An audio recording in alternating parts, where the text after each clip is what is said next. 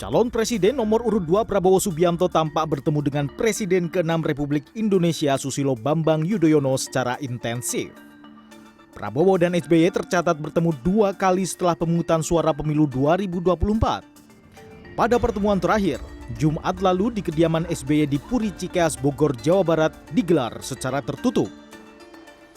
Ketua Umum Partai Demokrat Agus Harimurti Yudhoyono mengungkapkan, isi pertemuan kedua tokoh tersebut membicarakan situasi pasca pemilu agar tidak berlarut-larut setelah Komisi Pemilihan Umum nanti mengumumkan secara resmi hasil pemilu 2024. Namun, kepada CNN Indonesia, analis politik UIN Syarif Hidayatullah Jakarta Adi Prayitno mengungkapkan spekulasi terkait pertemuan 2 kali itu untuk memastikan dukungan penuh Partai Demokrat khususnya kepada Prabowo. Menurut Adi, Prabowo butuh dukungan penuh Demokrat karena 2 parpol pengusung lainnya yakni Golkar dan PAN cenderung lebih dekat dengan Presiden Joko Widodo. Apalagi, belakangan semakin kencang, isu Jokowi akan tetap memiliki peran yang signifikan dalam pemerintahan mendatang. Bahkan, program makan siang gratis Prabowo Gibran masuk dalam pembahasan rapat Kabinet Jokowi di Istana Kepresidenan Jakarta Senin kemarin. Jokowi yang hingga saat ini masih sebagai kader PDI Perjuangan juga diisukan berlabuh ke Partai Golongan Karya. Ketua Umum Partai Golkar Erlangga Hartarto yang juga merupakan Menko Perekonomian tidak menampik ataupun membenarkan kabar bergabungnya Jokowi ke Partai Golkar. Erlangga menyebut secara diplomatis bahwa Jokowi adalah tokoh nasional milik semua partai politik. Bagus-bagus saja. Tapi ada perbincangan serius soal itu, Pak Jokowi ke Golkar. Memang Pak Jokowi kan tokoh nasional, jadi dia milik semua partai. Tapi karena secara formal kan masih PDI. Beliau kan tokoh, seperti saya katakan, tokoh nasional, ya dimiliki oleh semua partai. Menteri Sekretaris Negara Pratikno menanggapi soal isu Jokowi akan dilibatkan dalam pemerintahan selanjutnya. Diberikan peran katanya nanti. Diberikan peran penting itu gimana tuh Bang? Mungkin Pak Erlangga aja lah. Kan tahu aturannya bahwa kabinet disusun oleh presiden ke depannya, yang kabinet ke depannya. Pratikno menegaskan kabinet yang akan datang merupakan hak prerogatif presiden mendatang. Tim Liputan CNN Indonesia.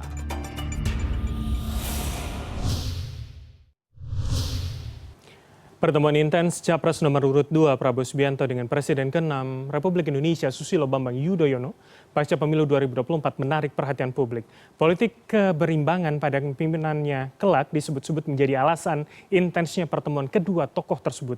Apalagi dengan masuknya nama Ketum Demokrat AHY dalam Kabinet Indonesia Maju, disinyalir menjadi salah satu penguat Prabowo Subianto dalam kabinet mendatang. Benarkah demikian? Dan untuk mengkonfirmasinya, sudah bersama kami sejumlah narasumber dari luar studio. Pertama adalah Kepala Bakomstra DPP Partai Demokrat, ada Bang Herzaki, kemudian Jubir Prabowo Subianto, ada Bang Dhanil, serta analis politik UIN Syarif Hidayatullah Jakarta, Adi Prayitno. Selamat malam, para narasumber. Ya, selamat malam Mas, selamat malam Bang Dhanil, Bang Adi. Oke, langsung saja, harapannya tentu dalam kondisi sehat, abang-abang semua. Saya ke Bang Zaki terlebih dahulu. Saya mau mengkonfirmasi sebagai tuan rumah yang sudah didatangi Pak Prabowo 2 kali begitu. Jadi apa sebetulnya pembicaraan intens antara kedua tokoh ini, Pak Prabowo dengan Pak SBY? Mengapa kemudian sampai 2 kali pasca pemilu harus bertemu begitu, Bang Zaki?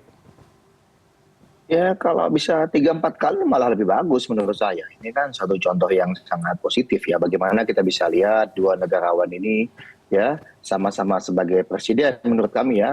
Pak SBY kan presiden ke-6 dan Pak Prabowo insya Allah itu presiden ke-8 Republik Indonesia gitu. Bagaimana beliau-beliau berdua ini sebagai sahabat lama datang duduk bareng berdiskusi ya, membahas tentu hal-hal terkini tentunya, termasuk diantaranya mungkin kalau Pak Prabowo misalnya saja ingin meminta masukan ke Pak SBY dalam proses bagaimana transisi kan begitu. Pak SBY kan pernah mengalami masa transisi misalnya ketika beliau menjabat sebagai presiden ya, dari belum presiden terpilih sebagai presiden lalu kemudian menjadi presiden, bagaimana proses transisinya, bagaimana agar bisa segera misalnya on the driver seat-nya bisa lebih optimal misalnya. Oke, jadi pembicaraan teknis begitu ya Bang ya? Ya, sebenarnya kalau kami lihat bukan teknis ya gitu. Bagaimana yang kita bisa lihat hari ini kebersamaan keduanya ini menjadi amat penting karena memberikan kesejukan gitu kepada kita semua. Dan yang bagi saya ini yang menjadi perlu catatan juga bagi sosok seorang Pak Prabowo ya gitu. Bagaimana beliau sebagai presiden terpilih ya, yang sebelumnya misalnya ya ketika kampanye bersama Pak SBY gitu ya, berjuang bersama, mengapresiasi dan menghormati seniornya gitu ya. Tetapi ternyata setelah menang sikap yang sama, adab yang sama, akhlak yang sama tetap beliau kedepankan. Menghormati, mengapresiasi Pak SBY selaku presiden ke-6 yang telah berjuang bersama beliau gitu. Jadi kan kadang kan ada dalam perjuangan bersama, pasca perjuangan ditinggal. Nah ini menurut saya suatu praktik politik yang sangat-sangat baik gitu dan sangat positif yang kita harapkan bisa menjadi inspirasi bagi kita semua gitu. Nah ini yang bisa kami sampaikan sebagai awalan. Bang Zaky, ya, kalau gitu, kemudian pertemuannya sudah 2 kali, terasa intens begitu, kalau publik mengartikan jangan-jangan ingin terlihat lebih dekat begitu, bagaimana Bang? Bang Zaky? Sebenarnya tidak perlu terlihat lebih dekat, karena memang dekat antara ini ya. Ya silakan, Ya, silakan. hello? Silakan. Apakah suara saya terdengar? Aman Bang Zaky, silakan dilanjutkan. Sebenarnya antara beliau terima kasih. Jadi antara beliau berdua ini tidak perlu terlihat dekat karena memang kenyataannya sangat dekat. Ya begitu ya Bang Dhanil. Ya kan gitu. Jadi memang kedua ini saling menjalin komunikasi ya selama ini. Memang kan tidak mesti setiap hal. Namanya sahabat bertemu itu kan bukan berarti setiap saat mesti dipublikasikan ke media kan begitu. Kami aja kaget misalnya melihat ada teman-teman media tahu-tahu di depan Puri Cikeas mengambil video dan segala apa kan begitu. Ya kan padahal kan kita ini namanya sahabat. Saya ketemu Bang Dhanil misalnya atau saya mau main bulu tangkis sama Bang Adi. Masa ada media meliput di depan gedung bulu tangkisnya? Ya, gitu Bang Adi ya kan. Bang Adi kan sering bulu tangkis ya lihat itu. Jadi maksud saya karena kedekatan itu menjadi suatu hal yang biasa dan tidak juga semua mesti kami sampaikan ke publik. Kalau dikit-dikit diubar, dikit buat apa kan itu. Tapi yang paling penting adalah yang kita bisa lihat hari ini bagaimana keakraban beliau berdua. Lalu misalnya tadi ada bahas-bahas mengenai Pak Jokowi ya. Menurut kami ya Pak Prabowo dengan Pak Jokowi kan juga dekat karena kan beliau sebagai menterinya Pak Jokowi dan memang sering belajar dari Pak Jokowi dan sempat menyampaikan bahwa Pak Jokowi adalah mentor beliau. Begitu juga beliau menyampaikan kepada Pak SBY gitu. Oke, saya konfirmasi kalau gitu ke Bang Dhanil. Jadi kenapa harus sampai 2 kali begitu Bang Dhanil? Ingin menunjukkan lebih dekatkah dengan Pak SBY sebagai komponen anggota Koalisi Indonesia Maju hari ini begitu Bang Dhanil? Ya, seperti tadi disampaikan oleh Bang Zaky, bila perlu 3 kali, 4 kali, 5 kali, 10 kali begitu. Jadi tidak ada masalah dengan itu. Artinya Pak Prabowo memang ingin membangun komunikasi yang intim dengan semua pihak, dengan semua kekuatan politik, baik itu partai politik maupun tokoh-tokoh pendukung utama Pak Prabowo, juga bukan pendukung utama Pak Prabowo. Jadi hari ini Pak Prabowo ingin menunjukkan komitmen yang selama ini beliau sampaikan, yaitu komitmen mempersatukan, komitmen ingin mengubur benci dan dendam, merangkul semua pihak, dan itu yang sedang dilakukan oleh Pak Prabowo. Pak Prabowo berkomunikasi intens dengan Pak Jokowi, Pak Prabowo berkomunikasi intens dengan Pak SBY, dan juga Pak Prabowo tentu berencana berkomunikasi intens dengan Ibu Megawati. Bang Dhanil, ini menjadi pertanyaan kemudian. Saya lanjutkan, Pak SBY adalah presiden ke-6, Bu Megawati adalah presiden ke-5, dan Pak Jokowi adalah presiden ke-7. Tentu Pak Prabowo kan ingin banyak belajar dari beliau-beliau, karena sejak awal disampaikan Pak Prabowo punya komitmen melanjutkan program dan pembangunan serta komitmen yang sudah diwariskan oleh semua pemimpin negeri, semua presiden yang sebelum beliau. Baik, Bang, kalau kemudian memang berencana akan ketemu dengan Ibu Megawati begitu sebagai salah satu presiden yang pernah menjabat, tapi sebelum ke sana saya ingin menanyakan, kalau memang hanya ingin kepada anggota koalisi, kepada Demokrat, kenapa tidak cukup saja ke Mas Ahaye begitu sebagai ketumnya? Mengapa kemudian harus ke ketua majelis tingginya Pak SBY, padahal itu tidak dilakukan di partai-partai lain begitu? Partai lain ya cukup ketumnya saja begitu Bang Dhanil?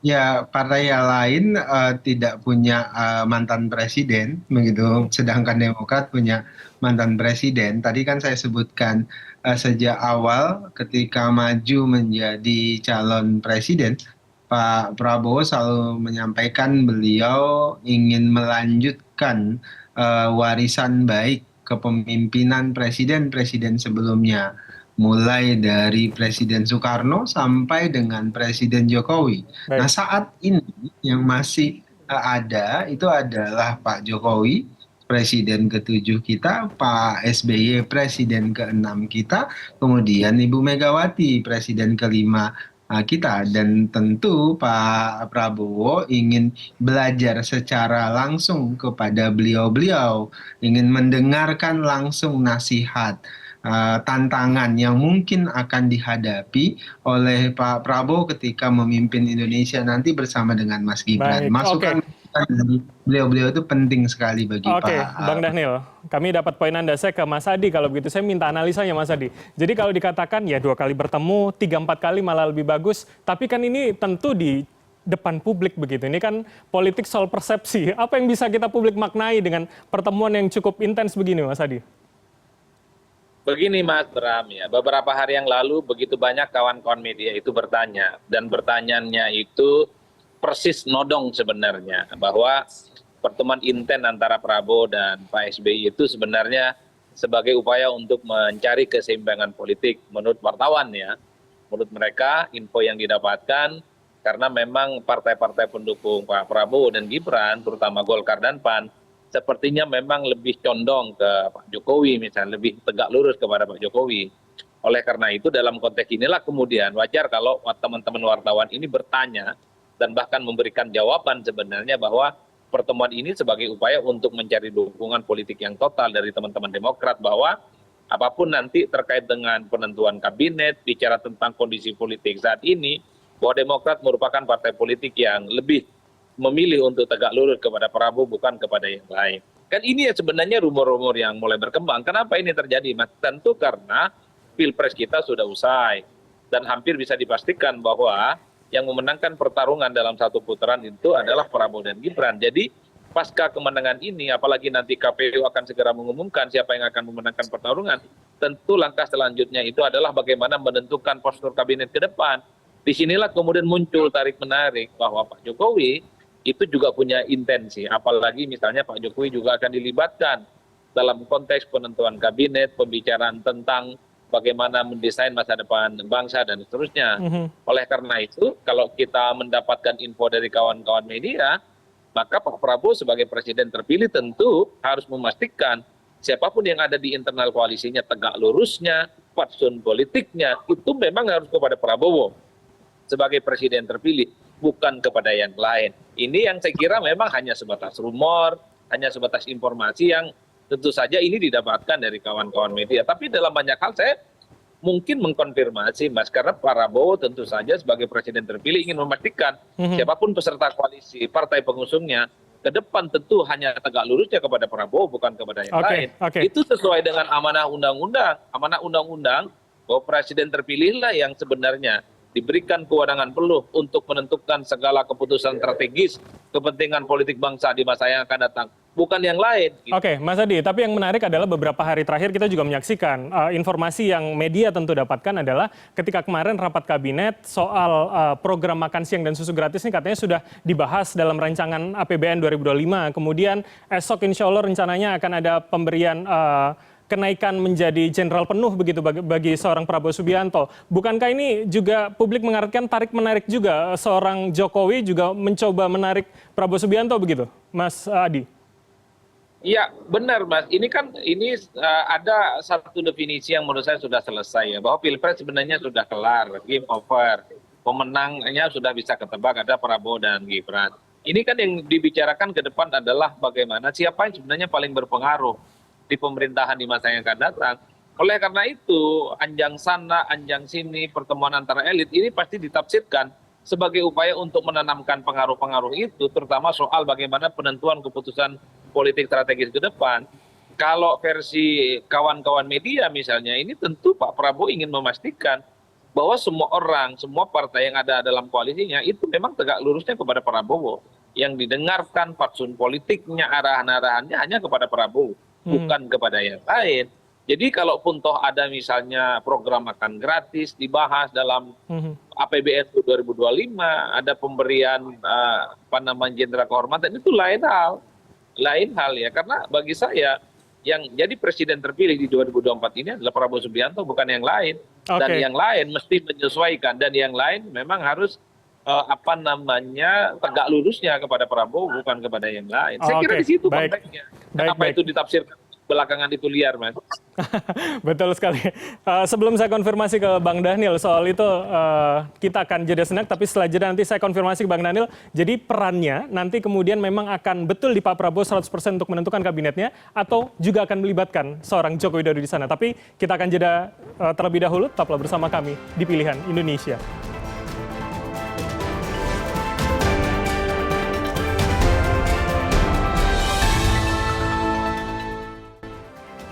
Anda masih bersama kami di Pilihan Indonesia. Saya masih dengan 3 orang narasumber. Tapi sebelum saya ke para narasumber, terutama Bang Dhanil tadi seperti yang saya janjikan sebelum jeda, begitu kita akan dengarkan terlebih dahulu bantahan dari Istana, dari Mensesnek Pratikno terkait dengan dugaan peran Jokowi di kabinet mendatang. Kita dengarkan bersama. Masih bahwa ada kemungkinan Pak Jokowi masuk. Masih diberikan peran katanya nanti. Diberikan peran penting, itu gimana tuh Pak? Mungkin Pak Erlangga aja lah. Kan tahu aturannya bahwa kabinet disusun oleh presiden ke depan ya, yang menurut kabinet ke depan ya.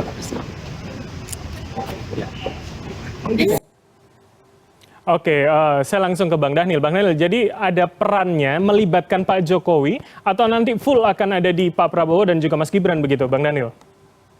Tentu ketika Pak Prabowo menjadi presiden, beliau punya hak prerogatif sebagai panglima tertinggi.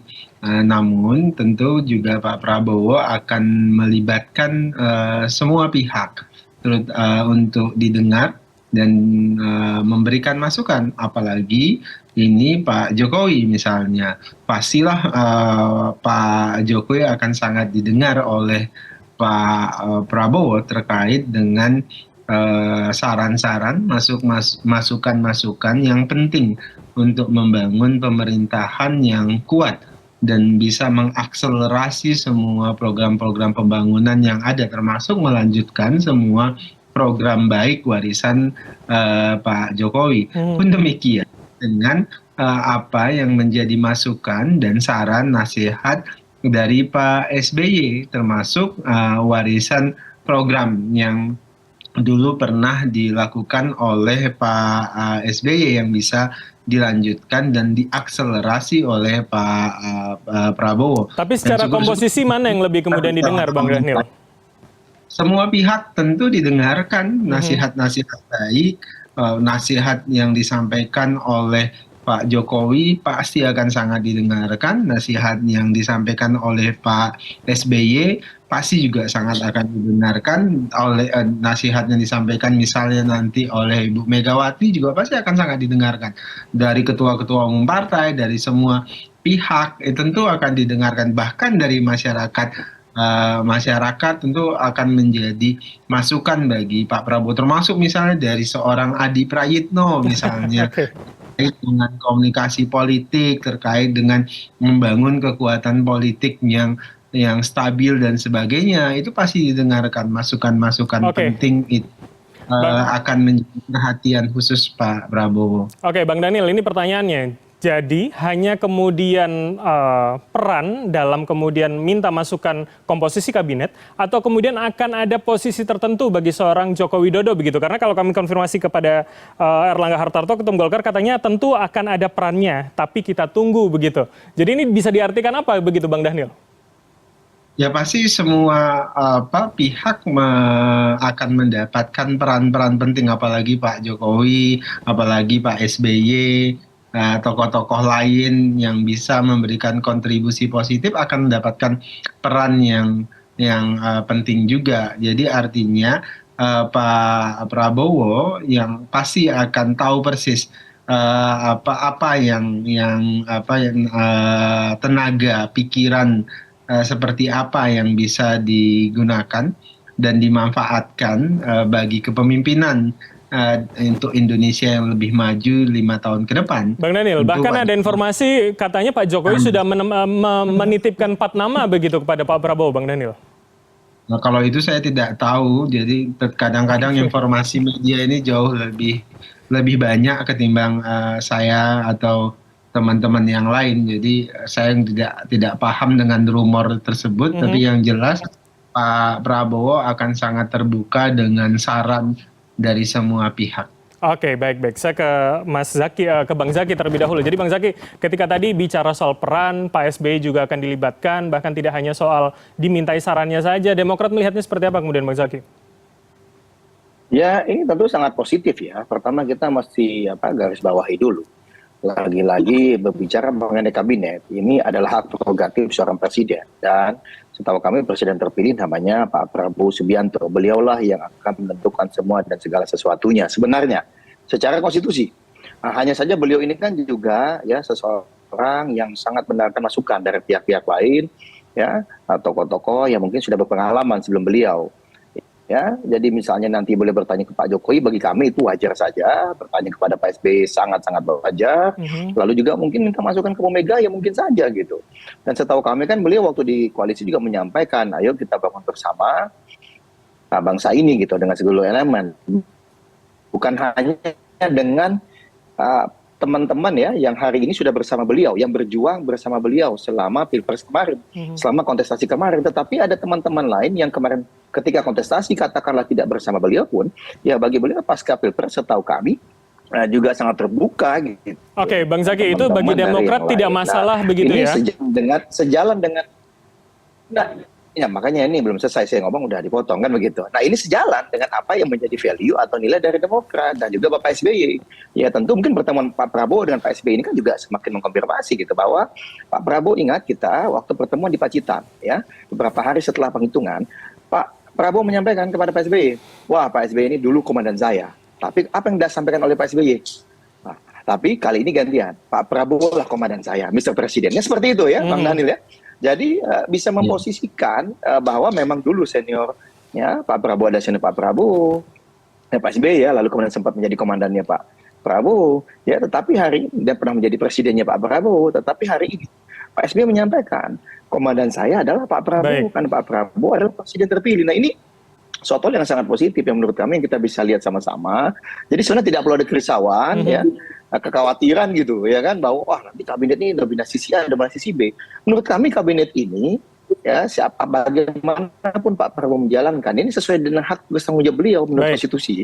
Demokrat ya Pak SBY jalan dengan Pak Prabowo, langkah apapun yang akan diambil, ayo kita lakukan bersama untuk kepentingan masyarakat, bangsa dan negara gitu. Dan silakan tokoh-tokoh lain yang mau bergabung, kami sangat terbuka. Gitu. Oke, baik. Ini kalau Pak Prabowo berkenan, ini jika Pak Prabowo berkenan dikembalikan ya. dulu ya. Yang menentukan Pak Prabowo. Baik. Kami konfirmasi kalau begitu ke Bang Daniel. Kalau Demokrat saja sudah tidak apa-apa, apalagi hari ini kemudian Ketua Bapilo P3 Mas Sandiaga Uno sudah mengatakan ya sangat tertarik jika kemudian ditawari begitu. Jadi artinya akan membuka ruang itu, apalagi akan kalau Anda katakan akan bertemu Bu Mega juga begitu, Pak Prabowo?